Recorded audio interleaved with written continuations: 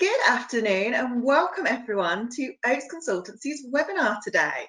I'm absolutely delighted to be bringing you part one of a 3 series of webinars, and today's is Fundraising in Sport for Development in conversation with the global networks. As you hopefully can see and have heard, we are recording, so a copy of this will be shared with you probably in the next week or so, which will give you an opportunity to have a look back at it and of course hopefully share it with colleagues and friends. So before I introduce today's esteemed panel, I'm just going to run through some tech pieces. If you're having any problems with your audio, please just check that your settings are on computer audio and also check that your audio is on. However, any concerns, you can drop us a message in the chat function and one of my colleagues will get back to you just personally, just to run through any tech. So the chat function is there for you today to drop questions to our audience. So please pop any questions that you've got and myself and Luke will also make sure that we pick them up and answer as much as we can today. So back to our wonderful panel. I'm delighted that they're here to join us today. So I'm going to hand over to them to give them an opportunity to introduce themselves properly. So first up, we have Vicky Lowe, Global Director of Development at Laureus Sport for Good. Thanks, Beth. Good morning, afternoon, good evening, wherever you are in the world. Thanks for having us. Looking forward to the conversation. I'm Vicky Lowe. I work for Laureus Sport for Good. And for those of you that don't know us, we are a global sport for development charity, operational all around the world. And we're currently supporting more than 200 sport for development programs in over 40 countries. Last year, we reached about 300,000 young people through those programs. So doing a lot of good work. Looking forward to the chat today. Thanks, Beth. Thank you. And next up we have Paul Hunt, Senior Project Manager at the International Platform on Sport and Development. Yeah, thanks, Beth, and thanks to Oaks Consultancy for the invitation to this webinar. Great to see so many people online as well. I'm Paul Hunt. I've been working at the International Platform on Sport and Development since 2012. We are a network and online platform of more than 1,000 different organisations who aim to increase the visibility of sport for development, improve the quality of projects and policies, primarily through knowledge sharing, and encourage partnership building and collaboration. We're based in Biel, Switzerland, at the Swiss Academy for Development, which is an NGO who runs projects primarily using sport and play for education, health and employment outcomes. And we're also joined by Dr. Vladimir Borkovic, Managing Director at Street Football World. Thanks, Beth, and hello.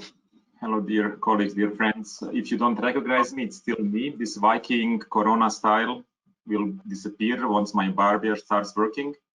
But until then, you will recognize my voice, I hope. Well, Street Football World, founded in 2002, became a global network, currently over 140 organizations in 95 plus countries. As Vicky mentioned, also the numbers, around 2 million young people are supported through these community organizations, our network members, on a daily basis. Very much, and here we will also listen to Beyond Sport, to Laureus Sport for Good. All of us are somehow connected. Our members are sometimes supported by Laureus, they are awarded by Beyond Sport, they are all on the Sport and Dev platform. So really happy to have this team of colleagues and friends assembled here and to talk about the current challenges we have. Thank you. And today we've also got Fred Turner, Executive Director at Beyond Sport.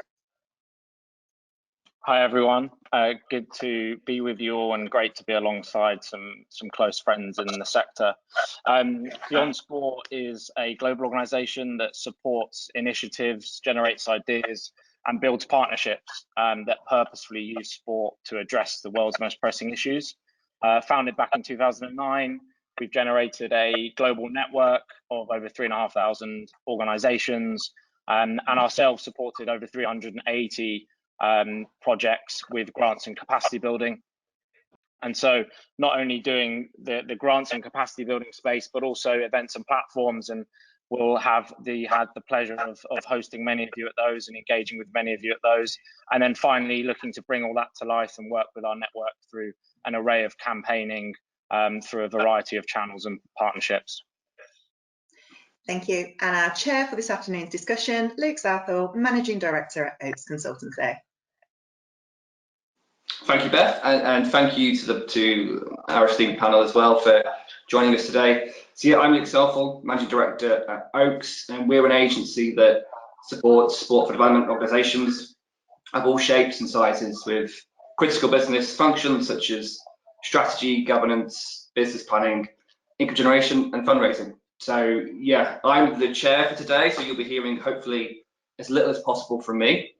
But just firstly, formally saying hello and welcome to you all for joining us. This, as Beth mentioned, is the first in a series of webinars we'll be hosting this year on the subject of fundraising and sustainability in sport development. Now, in February, I hope a lot of you have already seen that we launched our State of the Sector report, which we developed in partnership with our colleagues here. And that looked at the global impact of the COVID-19 pandemic on fundraising and sustainability across the sector, across the world.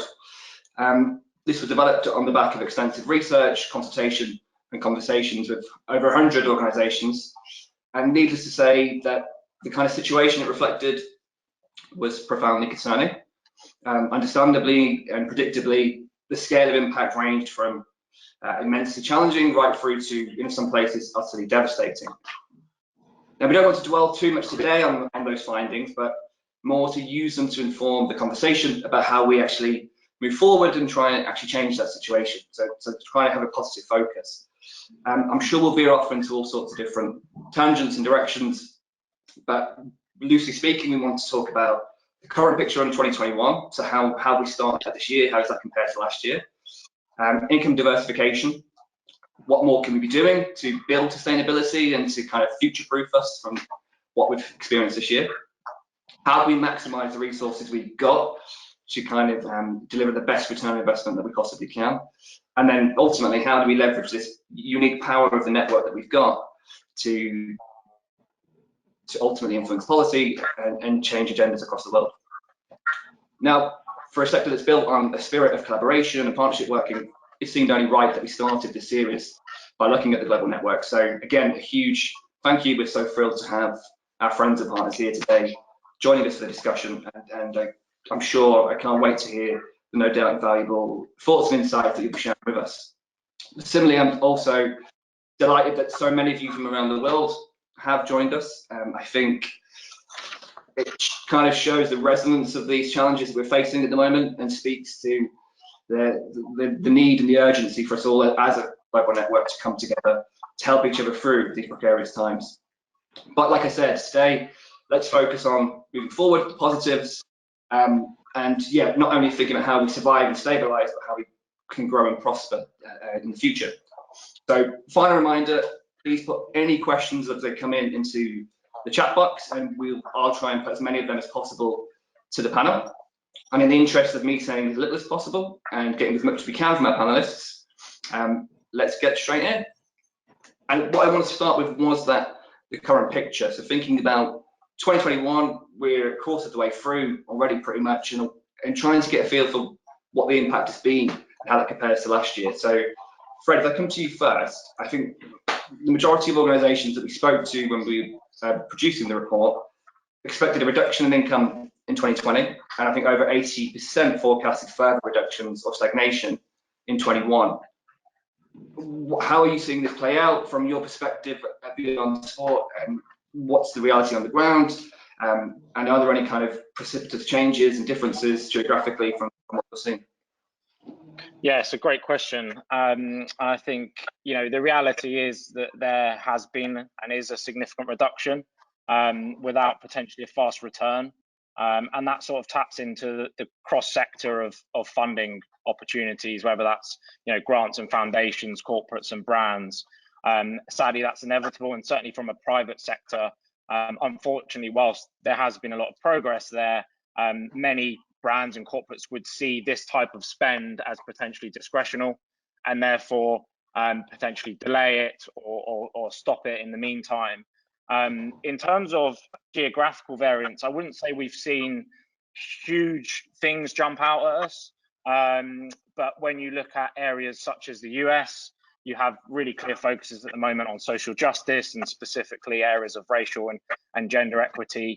And many of these issues inherently are exacerbated by COVID, and areas that the funding sort of sectors are really looking at very closely. And equally, you can see, you know, when we look back to the UK and we look at policies such as the Mayor of London's social integration policy, Sport England's Uniting the Movement revised policy, you will see not only within those policies, but also the private sector will certainly look to them and look to align to them and enhance them. And so there's a few areas there that I think from a geographical perspective do jump out and show real highlights. And then I think finally, you know, I appreciate the question was primarily around income, but I'd also say that what we're seeing is within that context of partnership, within that context of really identifying the resources and assets we all have, and certainly organisations that can provide support, is that finances aren't the only solution, and that thinking innovatively around what's required within Rebuild and this journey that we're going on at the moment does require more strategic support, more identification of shared challenges, and therefore I think organisations are really looking to identify what they can bring to create solutions beyond purely, but equally as importantly, the financial piece as well. Great, thank you, Fred. And does it feel different to the end of last year, or do we feel like we're going in a good direction, or does it still feel that we're in the middle of the kind of the toughest part? Yeah, so I think there is a shift. I think from a private sector, there's certainly a shift. And I think as these issues that I mentioned have been highlighted, certainly in the US, there is certainly a feel that these, you know, being active and being involved and showing that you're playing a role is a necessity. It's not something that you can do out of privilege or something that you know, we may do because of X, Y, Z. It's actually, you fundamentally have a role and you have to choose what role you play. And so I think from a private sector perspective, that has changed. And certainly, you know, when we look to hopefully see an approximate timeline as to the journey we're going on through this pandemic, that the private sector is feeling a bit more confident about that. And therefore that does certainly have a knock-on effect within this space as well. Brilliant, brilliant, thank you. Paul, I come to you next. From your perspective with the platform on sport and development, what do you think organisations could or should be doing differently this year? Yeah, thanks for the question, Luke. It's a good question. It's an important one. It's one which could be approached from a lot of different angles, I think. But I'll give kind of three to four different examples, which I think are quite important in if organisations want to adapt to the current crisis and make sure that they're as strong as possible. The first thing is just to acknowledge that obviously in many countries, in-person activities, which are very important for sport for development, have been suspended. So careful planning at this stage is important, depending on the situation in your country, looking at what you can already do now through online or other means, which many organisations have been doing, and then what can be done under more moderate regulations as things start to ease, and how you will start to implement in-person activities once regulations lift entirely. This sounds like more of a project management issue, but actually the link I would make to fundraising is just that funders can often be quite risk averse. So they will want to invest in organisations that are kind of weathering the storm and have a well thought through plan in this difficult situation. The second point is just to point out that obviously a lot of development funding is now being diverted towards the pandemic response. So one thing that organisations can do is emphasise in grant proposals and other fundraising contexts how they are part of that and how their work links to the pandemic response. An obvious one which a lot of sport for development organisations can think about is just that, you know, never has there been such an important need for programmes which address mental health issues, and we know that this is one area where sport can be particularly effective is addressing mental health issues. Even if we're not mental health experts and psychologists, the reality is that most sport for development projects do include an emotional well-being component. So emphasising this can be something that's really important. Thirdly, and perhaps it sounds quite obvious, but it's a good idea to use this time to focus on staff training related to fundraising, not just proposal writing, but also, for example, networking, which I think is quite an underrated skill. It is something we can improve on, we can learn. It doesn't need to be expensive to carry out this kind of training. There's lots of online resources which are free, webinars, online courses, even just talking to a partner organisation, exchanging ideas and experiences can be really useful. The fourth and final point that I'll make, and this is more of kind of a global call, I suppose, is I find it quite important to acknowledge that as a panel of people representing some of the most well-known global sport for development networks, we could be a bit more diverse, which I know sounds like a diversion away from the fundraising topic, but I'll bring it back. And it's not to point the finger at our organisation specifically, but as a sector as a whole, we're still too north-driven, we're still too male, and we still lack diversity in other areas. So having a look at our recruitment processes to ensure better inclusion and that more women and minorities are in leadership positions and on our boards is quite important, I think. The move towards remote working can help to facilitate that. We know that it's beneficial for parents, for example, but also if we're a global organisation, it can give us the opportunity to hire staff that are based in different parts of the world. And where I see the link to fundraising is just that research has shown time and time again that if you have more women in leadership positions and more diversity in the decision-making process, then the outcome of decisions is better quality. And there's even research in the private sector that has linked this to better profit margins for businesses. I don't know if this research exists in the non-profit sector, but I would argue that it's essential to the health of well-functioning organisations, and ultimately there is a fundraising link there. Yeah, thanks. Definitely. No, thank you, Paul. You've touched on some really important points there, and it's something we certainly all need to take more and serious responsibility for, particularly around diversity. I think when building on from some of the points you raised, if we want to look at perhaps that income diversification challenge as well, quite specifically, and when we looked at from the findings of the report and what the feedback we were getting was that income for most sport development organisations obviously was coming from the traditional trust and foundation sources, and I think 63.8% of the organisations we spoke to, the majority of their income, single largest income sources, was from charitable trusts, foundations, and institutions. So, Vicky, I suppose a question for you, and quite a great perspective that you've got on kind of grant funding within the sector as well, as both funder and the deliverer at Laureus. How do you see the role of grant funding within the sector, and what, if anything, should we be doing differently? Yeah, I think, Luke, I think there's a few different pieces to this. I think what we saw certainly last year in the last 6 months, and this probably impacted adversely in some ways the statistics that came out of that fundraising report, because there were a huge amount of kind of immediate and short-term funding that was released for kind of emergency response and COVID, and a lot of that was tailored and targeted to the sport for development community. And we know a lot of our partners, and I'm sure partners from across all of us here today, were able to access some of that. And that might slightly have skewed the figures in terms of what their income ended up looking like last year. I actually think our budgets in 2021 will be much more reflective of the impact that the pandemic has had, because I think there was almost a bit of a plaster going over some of the challenges last year and some really needed sort of cash injection, but not a lot of it was long term. So I think as we move into 21, what I'm hoping that we'll start to see is that some of that sort of grant and institutional funding becomes a lot more long term.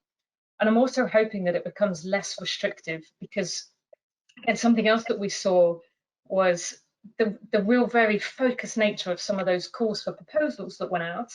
And we know an awful lot of charity partners had to slightly sort of adjust what it is that they deliver to try and access that funding. Call it mission creep if you want, call it adapting to your kind of community immediate needs.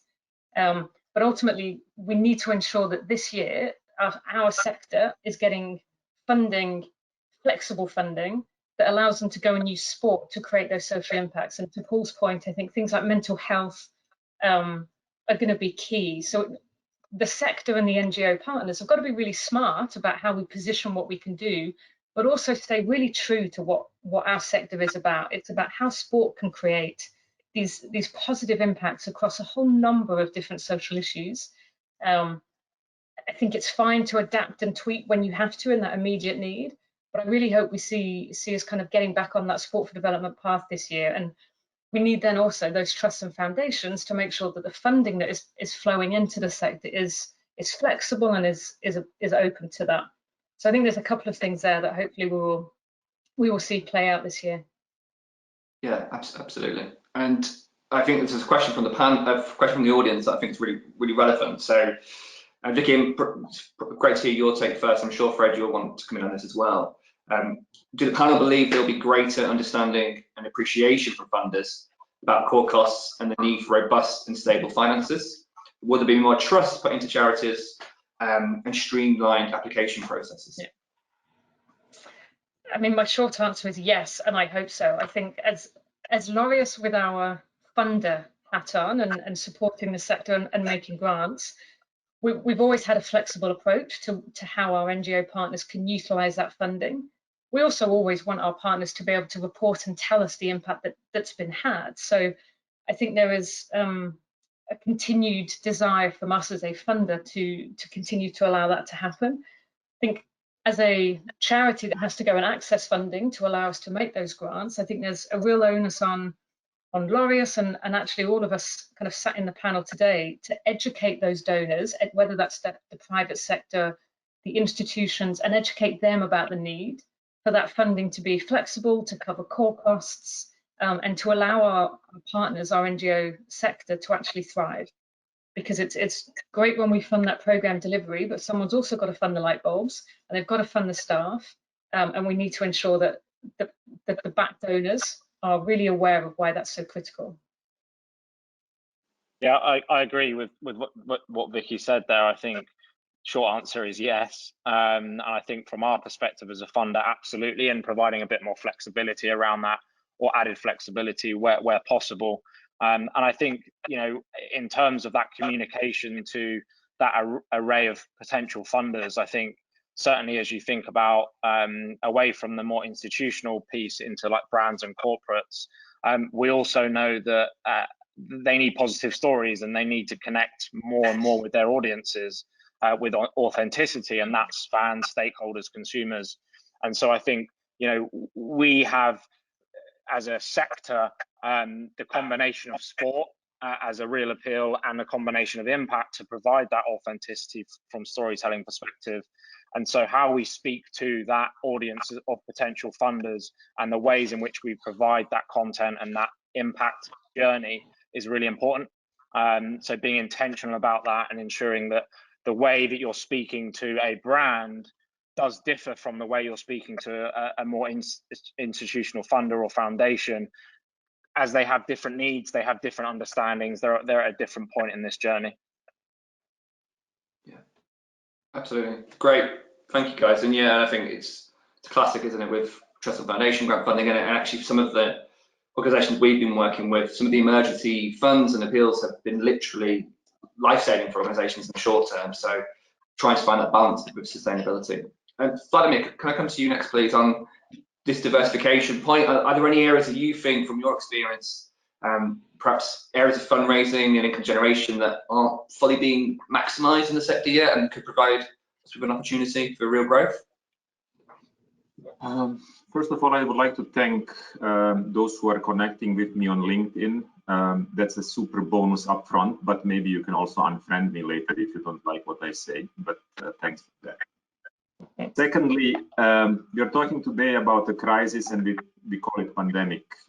Listen, we are in the crisis since I remember, and I remember a pretty amount of decades. And this, what is happening today, don't worry, it will pass, and our sector will survive. All of us will continue doing our good job.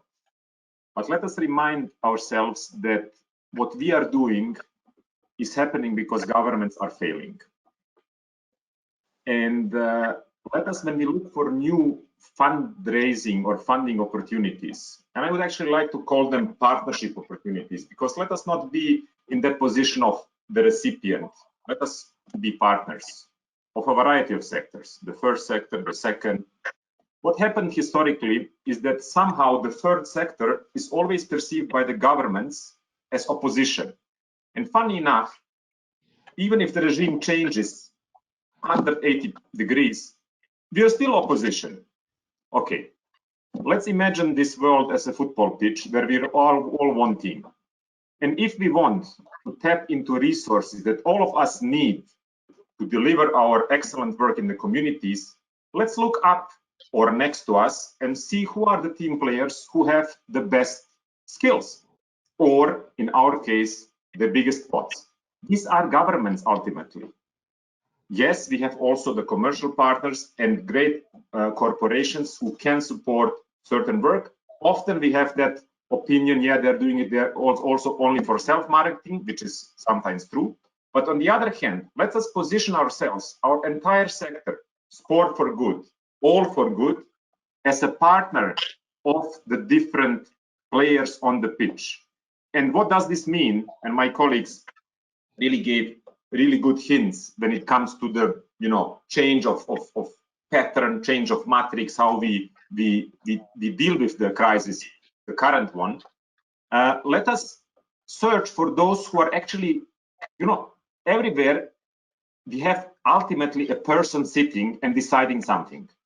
So how do we create links to those who are creating decisions? And let's start from the local level, and let's, as mentioned, adapt what we are doing towards those immediate needs, towards those challenges that are arising from in the community where we are. I know a lot of examples from my friends in India, in Kenya, in Venezuela, who are dealing with stuff for 20 years and they continue doing that. Let's raise that voice. Today we have, 160 participants. Everybody can do potentially something, going to the first sector or the second, saying, guys, something is happening in my community. Can you support? And if they do it for self-marketing, okay, no problem. But let's be smart. Let's not feel isolated as the recipient of something, but let's be proactive and get into that partnership talk. Let's be partners with all players on the pitch, because this game, let's call it global life, can be only won if we are one team. Absolutely. Yeah, I mean, resoundingly agree with that, Vladimir. That's a really powerful message. Fred, I want to come back to you. Something you mentioned earlier, which is going to be really relevant to this section of the conversation, is around, and it's coming up in the audience questions a bit as well, is around the private sector, actually, and how we can connect with potential corporate partners and what more we can do there, and how do we really activate that potential opportunity now in the coming months and years ahead. Yeah, it's a challenge, but I think it's also a real opportunity. And when we talk about, there's a lot of conversations around new money, right? So, this essence of many of us, competing for the same pots within the development sector, but actually where are the new opportunities? And I actually think that is a clear area of growth. And I think the private sector is going along that journey with us. But much to what Vladimir said, we need to make that case. We need to make that clear as to what the unique mechanism of sport really provides when used with intent. I think in terms of the conversation with them, it's, from our perspective, it's being really intentional. It's aligning to what you understand their organization, that brand, that corporate to be and stand for as a business, and how can the work that you're doing sing to that and provide solutions to it and align to it. And whether that's a brand that has a intrinsic link with a specific gender or a specific issue or an audience, how can you speak to that? And there'll be times where you really push sport to the fore in that conversation, and there'll be times when actually that's, you know, softened and it's actually about the issue or it's about the audience. And so I really think, you know, from that perspective, the private sector is engaged. It's looking for these types of engagements, and it's really about how do we align it back to their business to create a model that not only sings to their immediate needs now, whilst we know that there are restrictions, but also for it to be more sustainable, and much what Vicky said about that multi-year approach, that longitudinal impact opportunity. How do you create concepts and partnerships that are mutually beneficial and fundamentally do support that private sector in their journey as a business as well?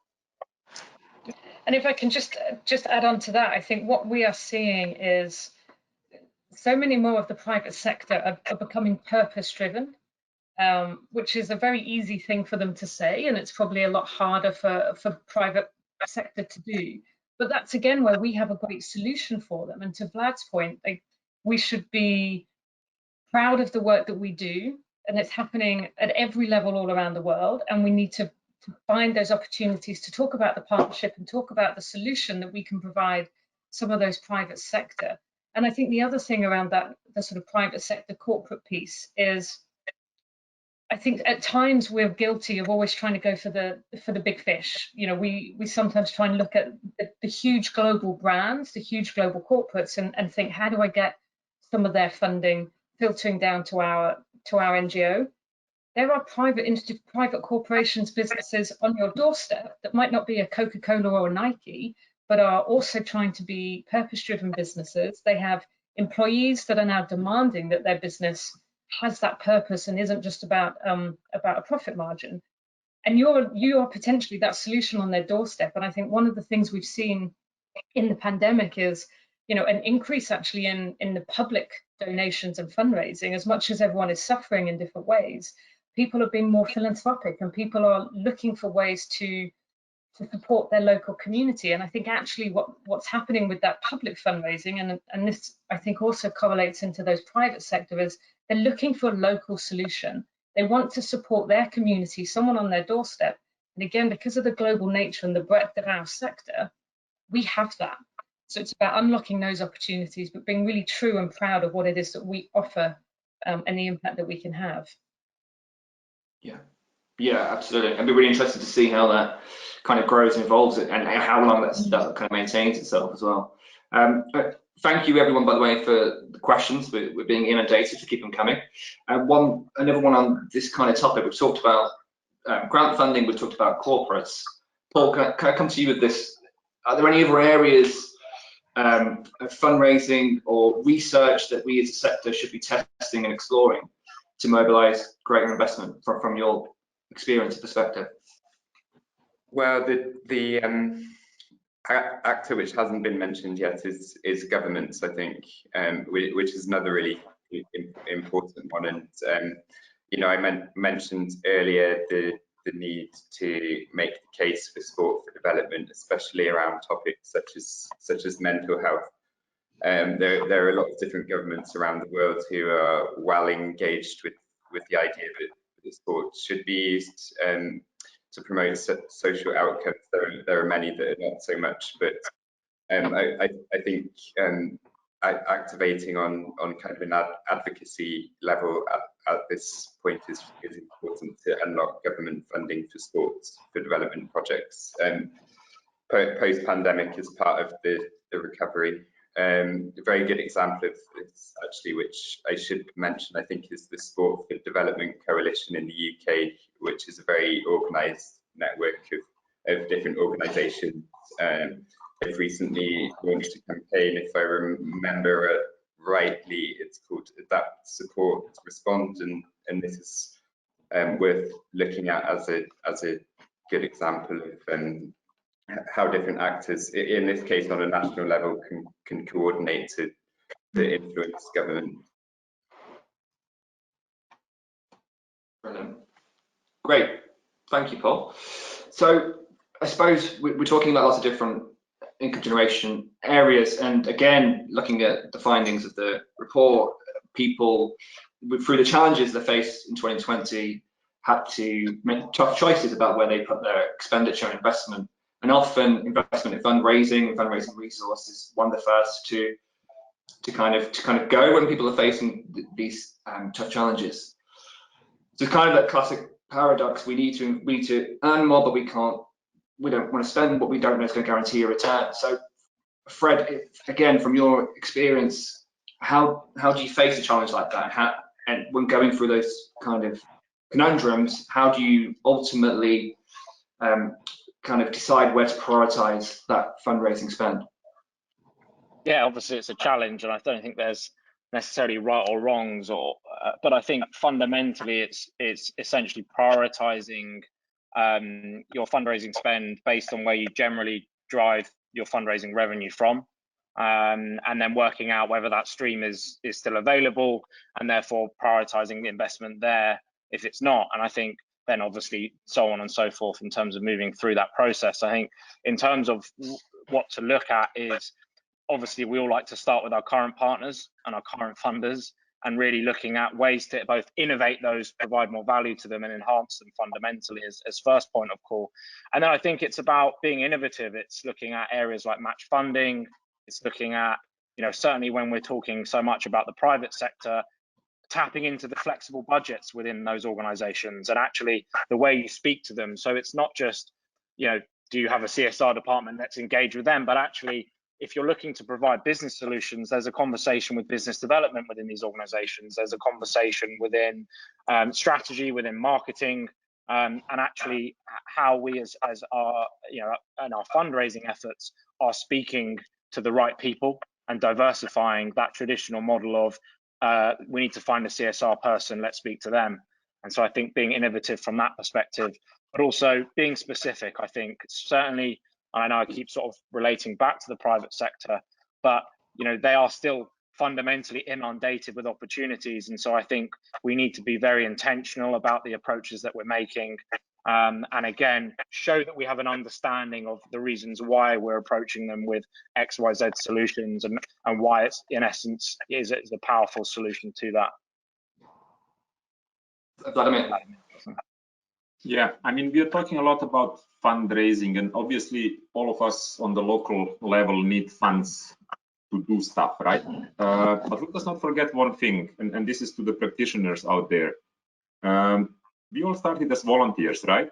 And many of our organizations actually base our work on time investment of people. Let us not forget this. Let us not always think, I have to get a grant, I have to get a fund, I have to get a money pot. Think, be creative in engaging people and asking them for time. At the end, most of us pay for time. So if we don't have the funds to pay time, let's ask people and give them something in the contrary. Give them pride, give them a solution for their community. Let's be together in this and not always wait and see if somebody will drop a coin in my community. No. Forget it, it will not happen if we don't create the basis. And we will talk later, and we always talk about this very expensive word, impact. But the impact happens if we move people. And these people often, and remember how you started in the communities, often start voluntarily, not by being paid. Some of us are paid in this business, others are doing it for the sake of humanity, because they are there. And this kind of impulse is especially important in these times when we have scarce resources, when we cannot access funds, or we need time to change policies, and to which I will come at a later point. Yeah, no, it's a fantastic point, Vladimir, and yeah, and I suppose linked to what you said there. Lots of people working and operating in the sector have passion and doing amazing work, but don't necessarily have all of the experience across all the different fundraising areas. So, Vicky, something that obviously you see all the time with your work, how do you kind of build that capacity and kind of experience within smaller grassroots organisations who are doing amazing things but don't necessarily know where to start with looking at corporate partnerships, looking at grant funding?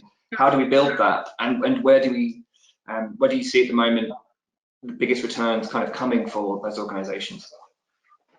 Yeah, I think we've touched on it a little already, and I think Paul alluded to the fact that many of our organisations last year, when they couldn't deliver, rightly turned their attention and their focus to more staff training and upskilling and broadening the skill set. So hopefully that kind of mindset will continue.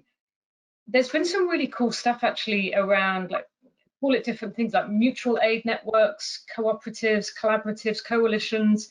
I think, and they can be beneficial for a number of reasons. I think one is, especially if you are a kind of hyper-local, a voluntary organisation like Vladimir's just talked to, who is in your patch, who is in your community that you can also be connecting with.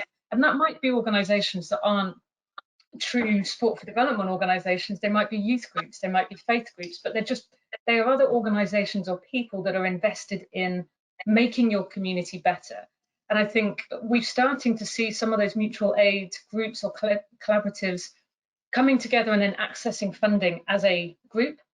And it slightly removes the pressure on all of those individual organisations to have the skill set in-house. What I've got, Fred's group might need, Paul might be able to pitch in a bit, and Vladimir can bring something else to the table. So collectively, we are far stronger than if we are all going after the same conversation, funding, time, independently.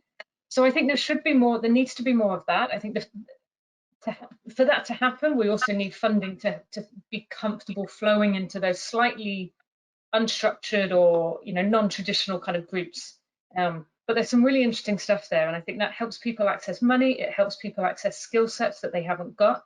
And again, it brings the focus back to what's the change in our community that we can collectively make, which ultimately is the best sell, the best pitch that any of us could possibly have.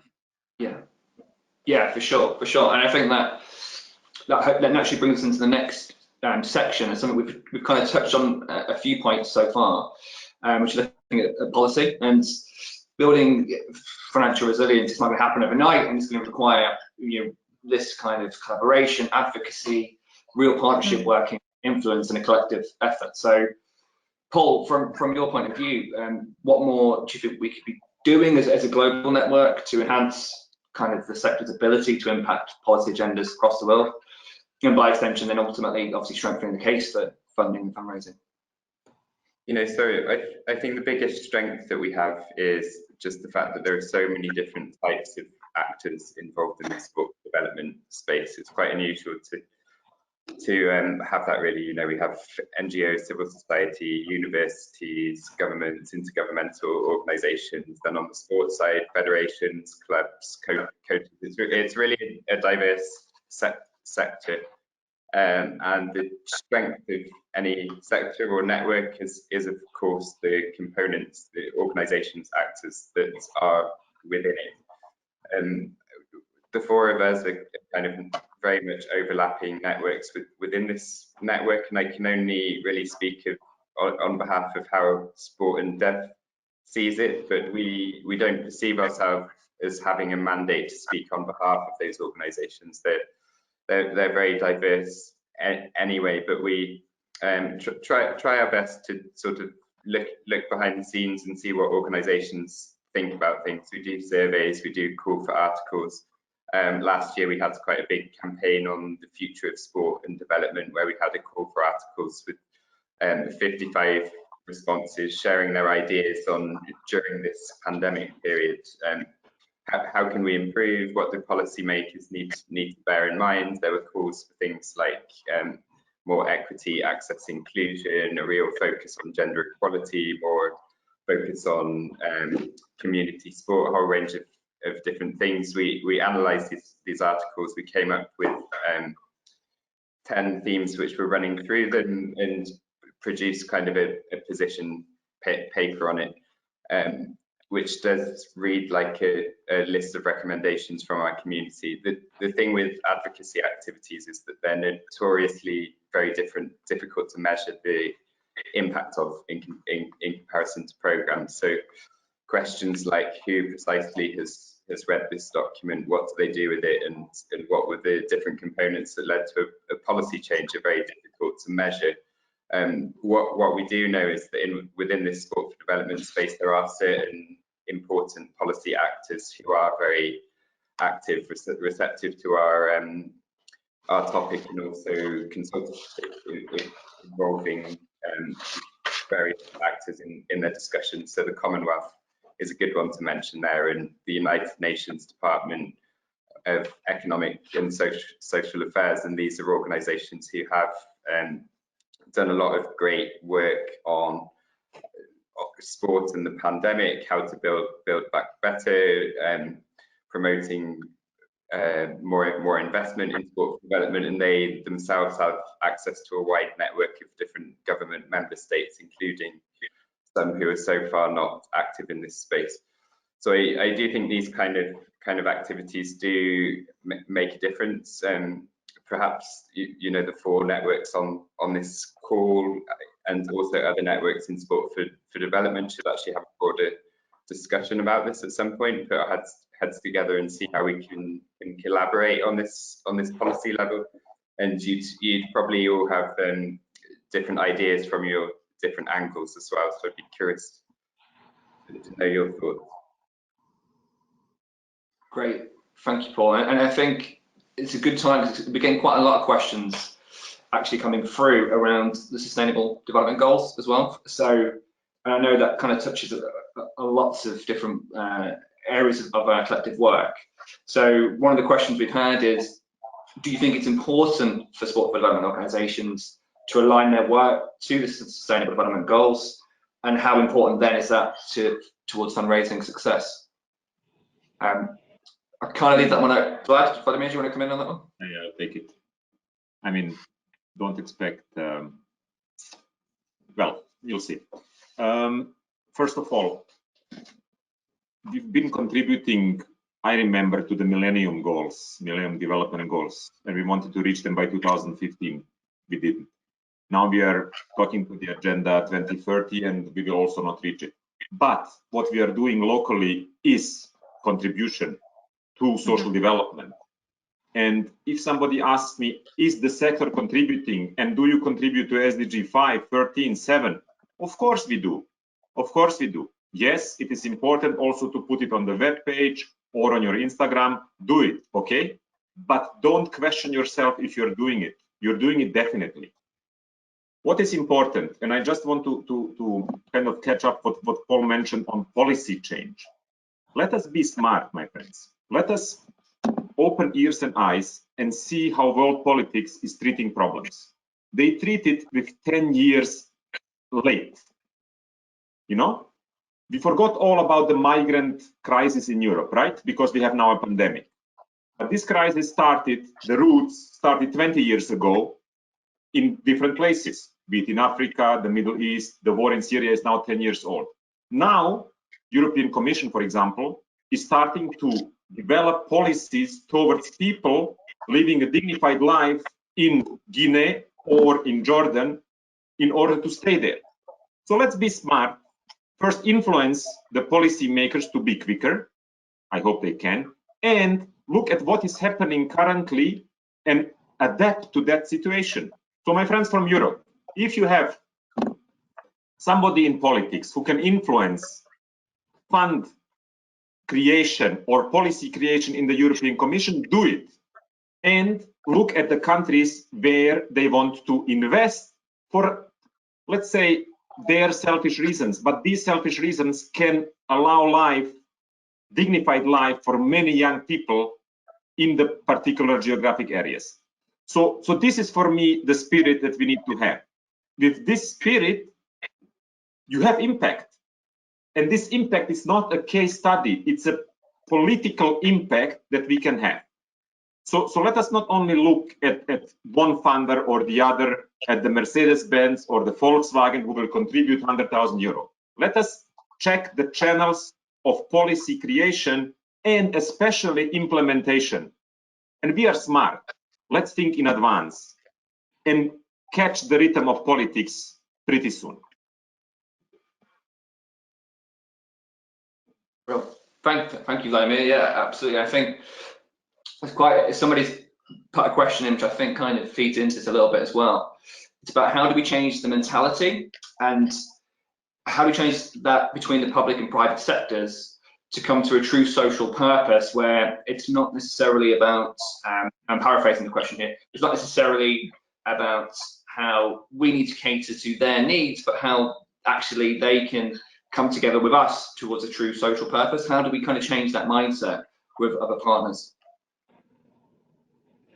I think that for me is the collaborative piece. I think it's the networking piece. You know, some of the stuff that that Fred and the guys at Beyond Sport are doing around, whether that might be around climate change, or there might be something that we can put out around racial equality. I think it's everybody on this call will be working in one of those spaces, but individually shouting about it often doesn't get heard. So I think it's when you can get that collective together, and that's where our networks can play a role. But also, if you're not part of a network, go and get in one. Go and be disruptive, be noisy, and just keep talking until people start to listen. But I really think this is where networks and the collaboratives that we can have sat behind them can be the mouthpiece, can start to talk articulately about how sport is having an impact in these spaces, and that starts to get heard. Yeah, absolutely. Yeah, I mean, it's constantly, for all of us here, that spirit of collaboration is key to all of this. We've got. I was just going to add, Luke, just to add to that. I think absolutely from what you've shared there, Vicky, and I think from just to jump to the SDG conversation, you know, as Vladimir said, we are working, you know, we are achieving and we are contributing inevitably to those issues. I think from a funding perspective, when you asked the question earlier about geographical differences, from an SDG alignment and understanding perspective, it massively varies geographically. And even if you looked at, for example, the US, you have organizations on the East Coast with a very different understanding and alignment to the SDGs than organizations potentially on the West Coast. And while that may be shifting and eventually, you know, aligning, how you nuance your conversation around that is very much, as I said, case by case. I think when you're looking at funders, if you will see many of them, certainly in the private sector, putting the SDGs right at the forefront of their messaging and saying that as an organization, they stand and work towards X, Y, Z. And that's because they are absolutely advocating within policy and within government, certainly from a big business perspective. So I think it's case by case, it's nuanced. And I think it's also, it's challenging because they are so macro, right? They are the UN SDGs. And so actually looking into the indicators, looking into fundamentally what they're talking about, aligning it to the issues that we're addressing, and actually, you know, just sort of a bit of affirmation there to say, as Vladimir said, we are doing this. And it's just about how you communicate that and simplify that message. And I know that ComSec, Commonwealth Secretariat, have done a great piece of work around sports role within the SDGs and really actually identified some of those key SDGs, I think it's 8, that are having a profound effect with, you know, clear evidence to show that as well. Great. Yeah, fantastic. Thank you, Fred. I can't believe how quickly the time has gone. Thank you all. I'm sure we could keep going for another couple of hours on this.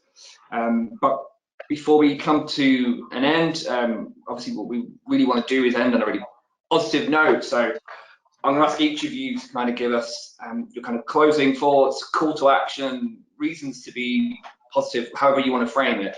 And yeah, going to be a really strong way to end. So I'll start from the top of my screen, and Paul, I'll come to you first. Yeah, thanks. So to end on a positive note, the thing that I think we as a sector have to feel really optimistic about is sport is in many ways more appreciated than it's ever been before. I think that's one of the things that lockdown has shown. Often individual sports has been one of the only things that people are actually able to do during this time. People have adapted to exercise in their living rooms, things like that. Sport for development organisations have also shown an incredible amount of adaptability, often moving programmes online. This is something to be optimistic about, and as I think Vladimir quite clearly highlighted earlier, we will survive and get through this. Brilliant, thank you, Paul. Fred? Yeah, I think there'll be some similar answers here. Yeah, I think, look, as we've discussed, we know that as the world, as our communities emerge from this pandemic, that sport as a tool to bring people together, to heal communities, and through emotional and physical support and connect them in a variety of different pathways is both needed more than ever, but also that meets that understanding of sport's role, whether that's on you as an individual, be it physical and mental, or on our communities. And so there's real opportunities that exist within that space. And I think, much like what Vladimir said, be bold. You know, you guys are the ones that are making that change in the communities, are connected, know what the issues are, know how to approach it, and are utilizing sport as a very unique and impactful tool. And so I think it's about really bringing that to life, thinking innovatively, partnerships, cross collaborations, absolutely fundamental, and not being afraid to explore those and be open and transparent and collaborative in those conversations is really crucial to that. But I think there's huge opportunities that we'll have as a result and as we come through this pandemic. Absolutely. Thank you. Vladimir? I always preach for education, but let me just briefly underline that during crisis, it's really great to invest into education, because after that you will be equipped. And in education, I don't mean obviously the only scholar education, the formal one, but I mentioned today two elements. One is educate your partners, give them enough tools so that they can promote you and the cause. And secondly, even if your staff is underpaid, underworked, on furlough, invest into their education, give them opportunities to develop, because after this crisis, in my language, they say there will be a rainbow. So let's be optimistic, but optimistic is not enough. Let's invest today to harness that potential tomorrow. Absolutely. Thank you, Vladimir. Vicky? Yeah, I would probably summarizing everyone else is just try a new approach. I think what we actually found at Laureus last year, because the worst was happening with the pandemic, and especially when it comes to fundraising, sometimes we were sticking to the traditional methods. Last year, it was almost like the handcuffs came off. We felt like we could take a few more risks, try some new approaches, whether that was, you know, virtual, online, public fundraising, that type of thing, partnering with a whole host of other folk on the Sport for Good Response Fund. We just felt like we could go and try, and I really would love that mindset, that behavior to continue into 2021. And that might be the way you want to go and fundraise. It might be the people that you think you could collaborate with. It could be the doors that you go and knock on and ask, you know, what can I do to help you meet your objectives? I would just love for us all as a sector and as individual organizations to keep trying new approaches, because some of them will work. Some of them will work. Absolutely. Brilliant. Thank you all. And yeah, if I was to try and summarize in any way, I mean, there's so much that's been covered, but what's been coming through, absolutely, be a good partner, be part of a network like this and utilize it. Be bold and be confident to try new things. You know, all the organizations here today, I'm sure, are changing lives through sport. So believe in that and really try in any new way you can to kind of make more of an impact. So I'm sorry we're kind of out of time. Like I said, we could keep going. Thank you to the panel. You've been fantastic. We could have gone on and on and on. Really, really appreciate your time and contributions today. I'm sure everybody watching equally shares that view as well. The recording will be shared for those who couldn't make it or had to leave early, so that will be coming to you soon. There will be, as I said at the start, another couple more in this series of webinars coming up throughout the year. I think the next one is scheduled for June 17th provisionally, but all the details will come to you soon. Here's our respective contact details on the screen. If you want to get in touch with any of the panel specifically, then please do. Thank you for your fantastic questions and engagement today as well. It's been really enjoyable. Thanks for supporting the networks as well. So thank you all. See you soon, and yeah, goodbye. Thank you. Thank you.